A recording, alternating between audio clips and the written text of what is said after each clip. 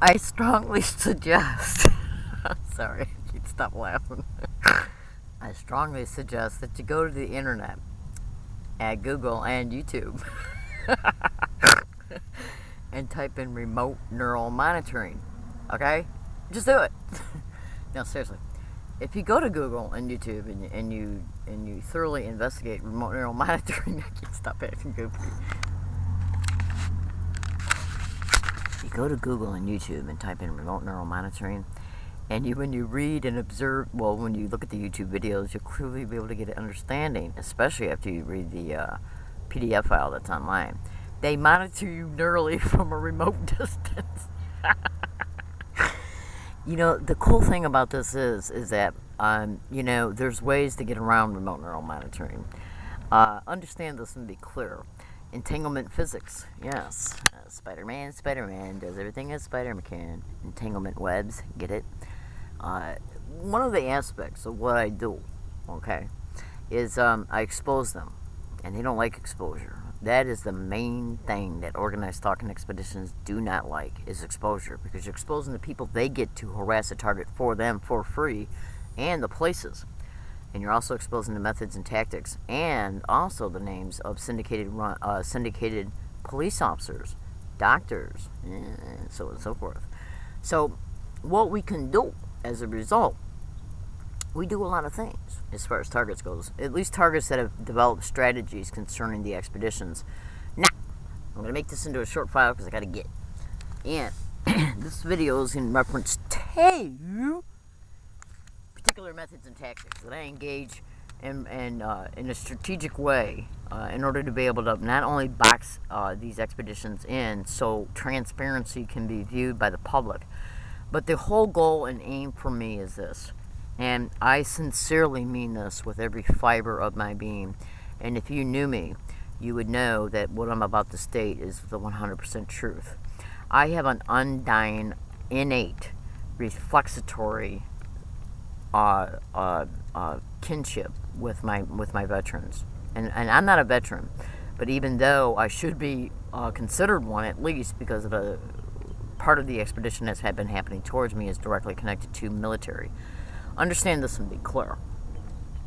I have an undying devotion to, I'm going to put it to you this way, to members of the military and veterans who behave honorably. And I'm not talking about just like somebody like in a military who's done stupid things and got a dishonorable discharge. If you're a veteran and you got a dishonorable discharge over something stupid, you're still a veteran in my eyes. I'm talking the only veterans and military active personnel that I do not feel a kinship with are the ones who are involved with any type of crime in reference to violence, rape, whatever other extreme type of criminal activity. If you're not involved in any of these types of things, then as far as I'm concerned, innately you're my brother and sister. And I'm not going to go there why I have this deep devotion and kinship with my veterans. One of the main reasons is because, look, they literally risk their lives, okay, to protect us. And even though a lot of the lies they're told about why they're going to war is nothing but lies, you got to remember a lot of these people that when they join the military are young. They don't know about the deception games that the government plays, even on the American public, to get them to believe that wars are justified. But I'm not going to go there either. Anyways, trying to get back on the topic in reference to why I'm making this video. When you're a target of organized gang stalking, whatever the hell you want to call it, what we do is we come to understand through experience and through education, and either one of those can come first or before in reference to how they operate and who they're connected to, and eventually what they're all about, and then eventually their aspirations for you. And as a result of an inductive and deductive reasoning, analytical processing, and as a result of the experience and the education, you can make summarizations in reference to their methods, tactics, resources, capabilities, connections, fears, limitations, aspirations, and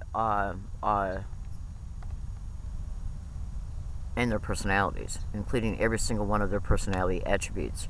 Okay? And then what you do is you itemize them and categorize them. I tag them and flag them. That's what I call them. Okay?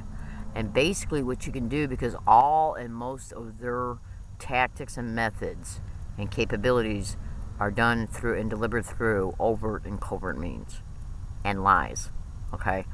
So the only way that you can get organized gang stalking to flat out be provable is to recognize what their methods, tactics, capabilities, and connections are, and then predict what they might do next.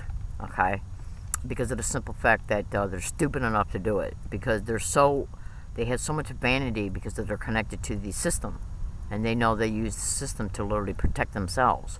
So they feel it doesn't matter what they do against the target, that the target's never going to get no legal help, because of the simple fact that if they run to the system for help, they'll make sure that the target's case is dismissed and that the evidence is dismissed. This is what is known as organized crime within the system.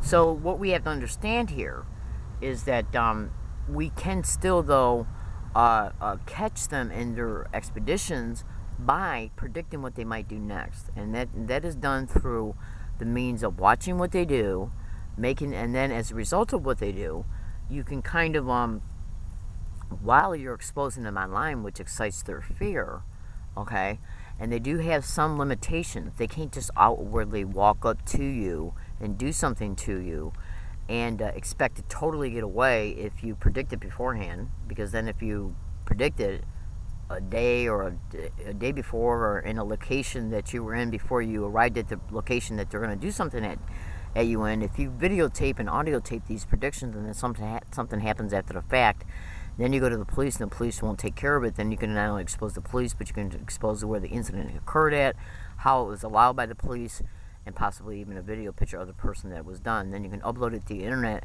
and then as a result, the police are embarrassed up the wazooks, and then they got to answer for why they're not prosecuting or investigating the crime. Okay?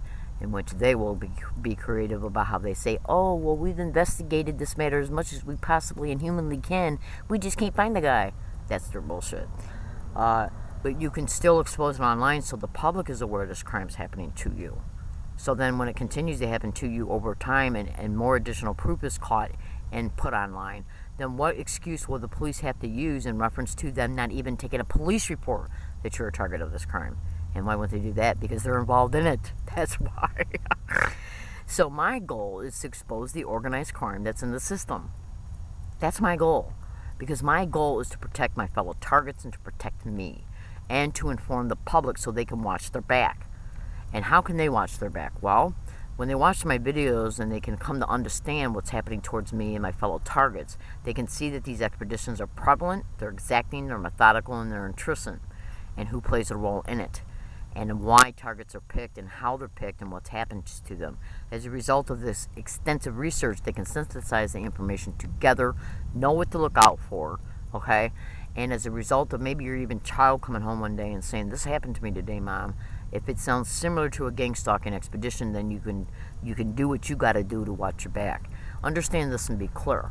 You can go to Google right now and type in organized stalking and universities, but don't put an "and" between the two words. And you'll get 7,600,000 responses. That's almost 8 million responses you're getting just in reference to organized stalking or gang stalking in universities. Do you understand the disproportional amount of statistics when it comes to how many universities there are in the country? And 7,600,000 responses to just that description? Alright, I gotta go. This is just a tidbit file, a funny file. But I want you to understand something. The reason why I actually made this file was to prove something to you. Go to Google and YouTube and type in remote neural monitoring and gang stalking. And when you Google, the best thing to do is go to Google and type in remote neural monitoring and thoroughly read the PDF files. Then go to YouTube and type in remote neural monitoring, and for a preliminary introduction, look at the NYC Chronicle videos thoroughly, okay? Then listen to this. I mean, it's essentially, it's kind of the same thought. I mean, it's essentially, it's a government that's run out of control. Look at the future. That's not the freaky part about that book. 15 tests, anyway. Remember, I'm talking about remote neural monitoring, mind reading. Listen. This is, it's awesome. But anyway, violence and bloodshed, witchcraft, sorcery, all on the list, and none really surprising. You know, um, fascinating. Yeah, we live in an odd world where words are being banned, and people don't see the Orwellian connection. Where phrases have come into play, in the Obama administration is awesome. What do we call the war on terror now? It is the Overseas Contingency Operations. And what is a terrorist called? A man-made disaster. You know, the truth is, I bet most of the people listening have never read 1984. They've heard it, and we talk about this all the time. It's not the story, the dystopian look at the future. That's not the freaky part about that book. The freaky part about that book, and what's the name of the protagonist? Winston? Is it Winston? It's been a while since I've read it. Yeah, it is. Yeah, the scary part of that book is at the end, this guy spends a whole book fighting against the government. The government will drive through the streets and try to read your thoughts with these machines. And, you know, and in England, they already do that. In England, they'll go through the... The government uses machines that read your thoughts. I thoroughly and let me tell you another thing about the audacity of the government. Did you know that the government will literally even fake a patent date? This technology has literally been... I'm going to tell you something right now, okay? Understand this and be very clear. You're talking to an extremely educated person, and at the risk of sounding vain, please, Heavenly Father, forgive me if I am I'm very intelligent, okay? I have NASA in my family, okay? My dad was Chief MP to General Curtis LeMay, and then when he got out of the Air Force, he was an engineer for a while. He went to school for it, okay? I have high-ranking Air Force uncles and cousins, and my ex-husband was in the Navy as an engineer. I went to school for engineering. I got degrees in drafting, okay? Understand this and be clear. I know exactly what I'm talking about. I've been a victim of this crime my entire life. And they started doing it openly towards me since 2002. Now, you hear this right here?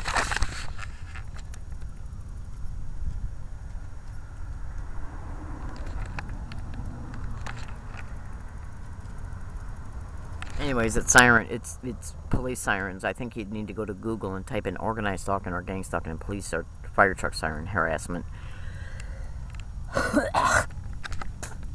I'm in San Diego, California right now.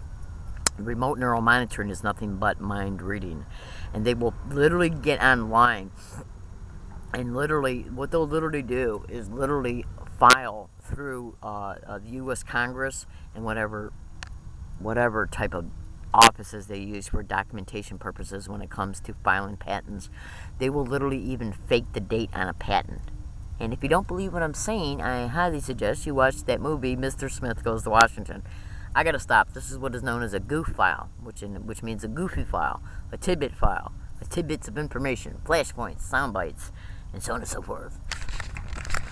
The streets and try to detect how many TVs you have, because if you have more than one TV, you got to pay a tax on it. And they drive through the streets trying to find that. It's already here. That V for Vendetta world you saw, yeah, it's already here. The kicker of this, though, is at the end of the book, if it's not the last line, it's the penultimate, it's next to last. He says, I love Big Brother. He turns around and loves a thing he loathed and he fought against. And now, I think that's where we are today. You know, when I talk to people about having to buy health insurance, what they need to do to protect our Second Amendment rights. It's how he turned around and loved the very Big Brother that he couldn't stand and was fighting against. I strongly suggest everybody to go to YouTube, to go to Google and type in twin door mind control. It's called reverse thinking, where they literally and deliberately will cultivate two separate neural pathways.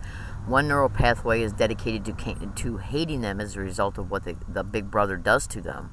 And then the other neural pathway is conditioned and reinforced through classical conditioning in reference to loyalty and dependency on them.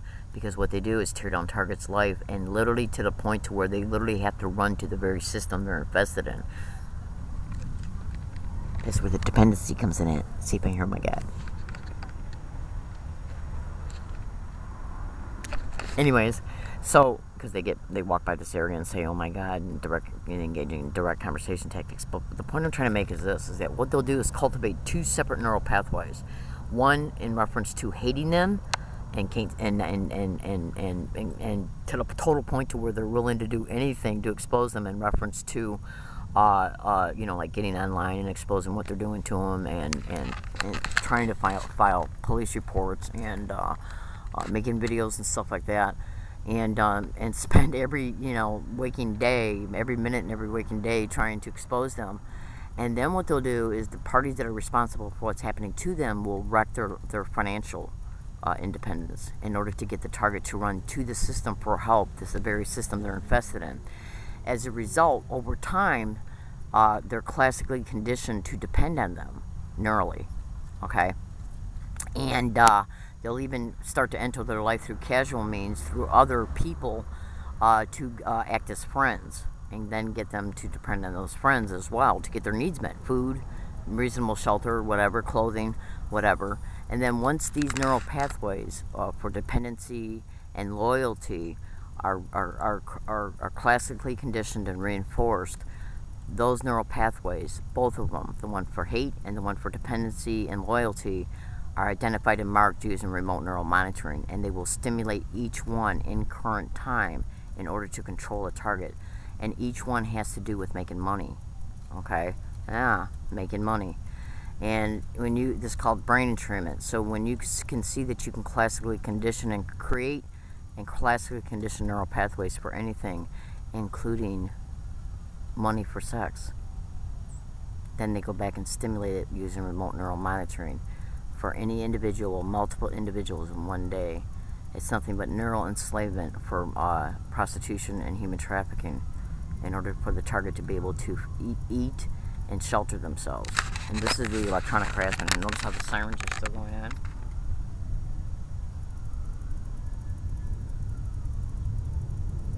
See, this is their way, this is their roundabout way to form a mental association in the target's mind that at all times the target is being remotely neurally monitored, and even audio and video surveillance is set up in the target's home. They had the capacity to be able to literally know what a target is saying through, as a result of them literally, the remote neural monitoring. See, every time a target talks, everything they say, and even when they are only talking to themselves, because that's the internal language, is delivered through subvocal speech. Like if I shut my mouth right now and think to myself, I'm going to go to Walmart, that's internal dialogue, okay? And that internal dialogue has subvocal speech. That subvocal speech is heard in my audio cortex. As a result of a target being targeted with remote neural monitoring, anything my visual cortex sees, like right now I'm looking at a tree, okay? I'm looking at that tree right now, okay? That signal of my optical nerve sending a picture of that tree to my video cortex is seen by my video cortex. They can see it using remote neural monitoring. So anything I say to myself through my subvocal speech, which is my internal dialogue, is heard in my audio cortex. They can hear it. So right now, while I'm making this video about how Big Brother is nothing but a bunch of fiends, okay? And then they, as a result of the remote neural monitor, the monitor of the remote neural monitoring, knowing what a target is doing, they then will literally run by a target with their sirens to form the association that, yeah, we're this powerful. Yeah, it's an association tactic. All right, I gotta go. Today's date is July 12, 2012, San Diego, California.